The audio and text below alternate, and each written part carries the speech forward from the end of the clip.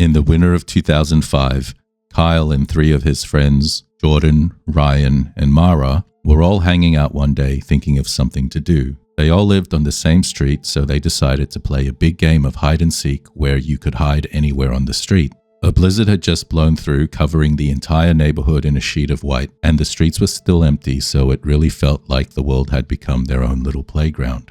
The rules were simple. The seeker would count to 100 at the big tree down one end of the street, while everyone else hid, and anyone that was found would join the seeker's team to find the others.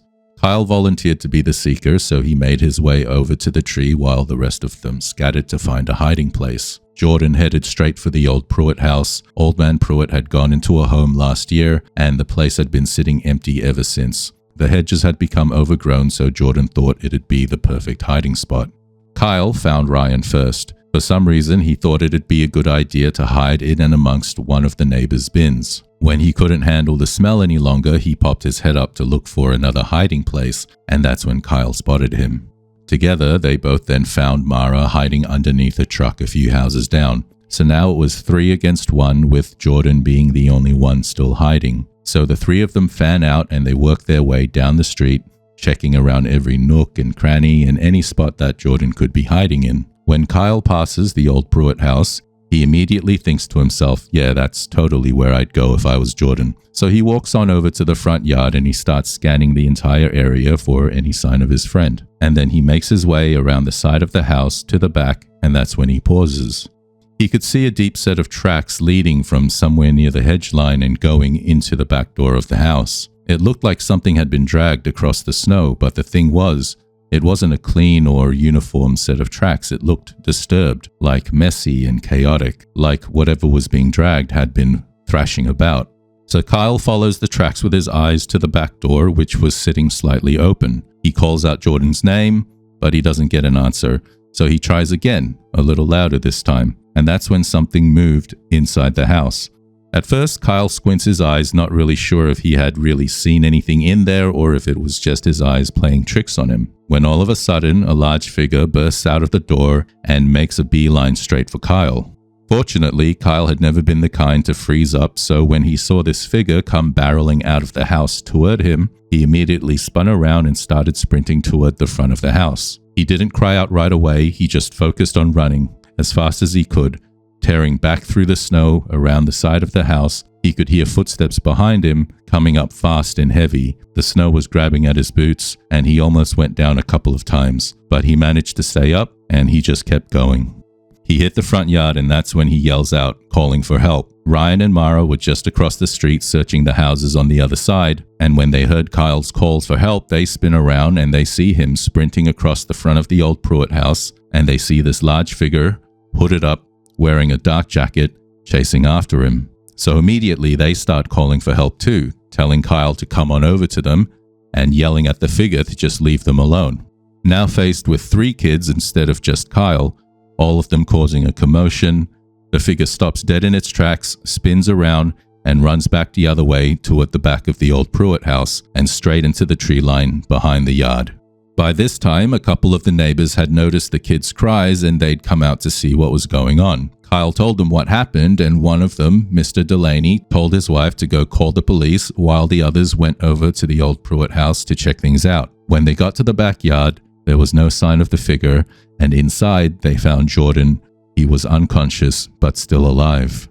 The paramedics came and took him off to the hospital, saying that he'd be okay. The police came and swept the entire area, but never caught anyone. They said that whoever it was, they'd probably been squatting in the house for weeks.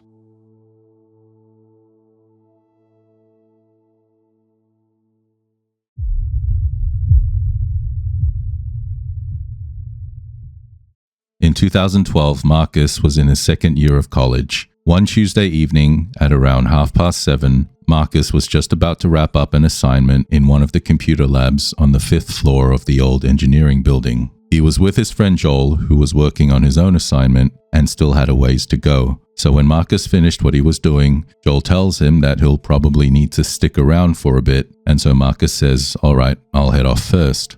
So he packs up his bags and then he heads out of the lab and down the hall toward the elevators. When he gets there, he presses the button and waits, and waits, and then waits some more. The building was ancient and so were the elevators, so he wasn't entirely surprised that it was taking a while. But after a few more minutes, he figures, this late in the evening, maybe the elevators had been shut down for maintenance or something like that, and so he decides that he'll just take the stairs instead.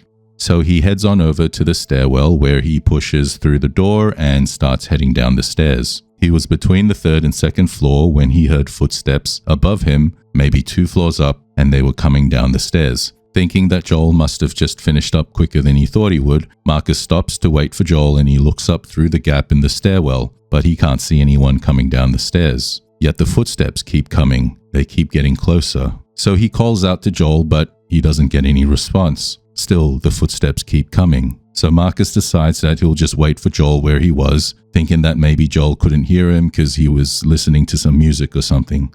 So the footsteps keep coming and they're getting real close now. Then all of a sudden they stop on the landing just above Marcus's head. He thinks, well, that's weird, so he calls out to Joel again. And again, no response. So he thinks, all right, maybe Joel's playing some kind of prank on him. So he bounds up 1 flight of steps, taking them 2 at a time, and then he turns the corner and looks up at the next landing where Joel should have been based on where the footsteps had stopped. And there was no one there. The stairwell was completely empty and dead quiet. Marcus hadn't heard any doors opening or closing, so it wasn't like whoever was there had just ducked out of the stairwell, and yet there was no one there.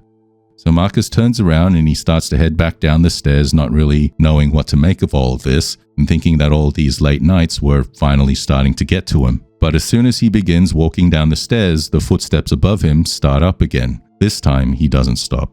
Feeling a little creeped out now, Marcus keeps moving, even moving a little faster now, and then he pulls open the door on the second floor and he stumbles out into the hallway, figuring he'd just take the elevator from there instead.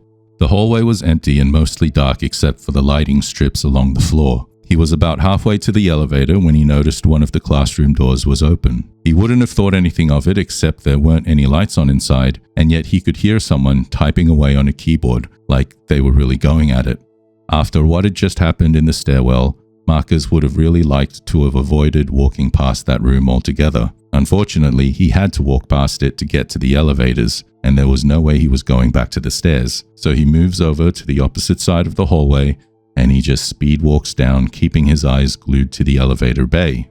The typing got louder as he approached the open door, and despite every intention to the contrary, as he walked past, his eyes darted over to the open doorway and into the room. At this distance, it was obvious that not only were there no lights on inside, but none of the computers were turned on either. Otherwise, there would have been some ambient light, but it was just pitch black in that room. Realizing all this, Marcus hurries past and mashes the button to the elevator, which, to his relief, came almost instantaneously. He doesn't wait for the doors to open before bundling himself into the elevator and mashing the button for the ground floor. When the doors open on the ground floor, he pretty much makes a run for the main entrance and bursts out the front doors, where he sees Joel walking towards the parking lot. Marcus calls out to Joel, who turns around, giving him a puzzled look. "I thought you'd left ages ago," he said as Marcus walked up. Marcus returned an equally puzzled look, saying, "Well, what do you mean? I left like 10 minutes ago." But Joel pulls out his phone and he shows the time. It was now 8:15. Had Marcus really taken 45 minutes to get out of the building?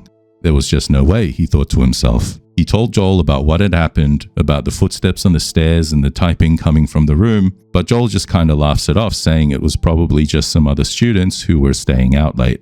But Marcus couldn't shake it, so the following week he mentions it to one of the older students in his department. Unlike Joel, he didn't laugh it off. He just nodded slowly as Marcus told him about what happened. Then he said that there was a story about a student from way back, years ago now, who had apparently had some kind of breakdown during finals week and ended up working themselves to death. Their body was found slumped over a computer in one of the labs on the second floor. The older student said that, over the years, more than a few people had reported hearing typing coming from empty rooms in that building after hours.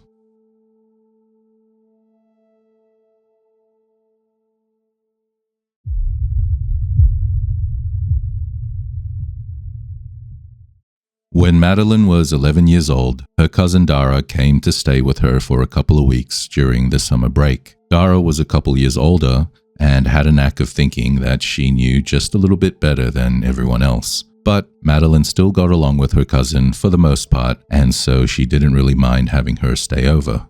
One day, one of the kids from down the street tells Dara about the old abandoned cabin in the woods about a quarter mile from the house. The story goes that some guy had lived there alone for years and years, and then one day, he just disappeared. Nobody knew what happened to him. Nobody knew where he went. His stuff was all supposedly left behind, untouched. There was food left out on the table, clothes still in the closet, and everything looked normal, except the guy had just disappeared, and he was never seen again. So Dara decides that's where they're going to go. But not only that, she decides that's where they're going to go that night. Madeline, feeling it was a little unfair for Dara to be making all these decisions on their behalf, complains a little bit, but she also thinks that it had been a pretty boring summer so far, and Dara was the guest, and her parents had always told her that you should always try to make guests feel welcome. So ultimately, Madeline agrees to go along, albeit a little reluctantly.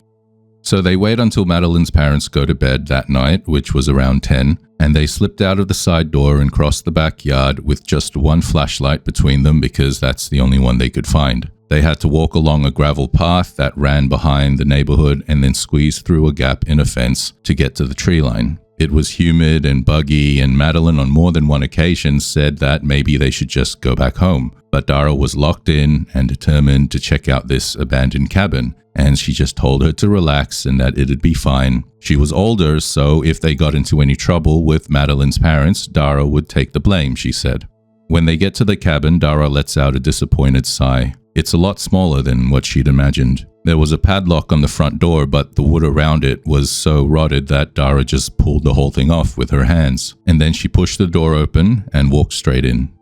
There wasn't any food on the table, which Dara noted with disappointment. The kid who told them that story must have been exaggerating. But there was a table, and on the far corner of the table sat a mug. It was faded blue and chipped at the rim. Shining their flashlight on the mug, they could clearly see steam rising up from it. Whatever was in the mug was still hot enough to give off steam, which meant that whoever made the drink was probably still close by.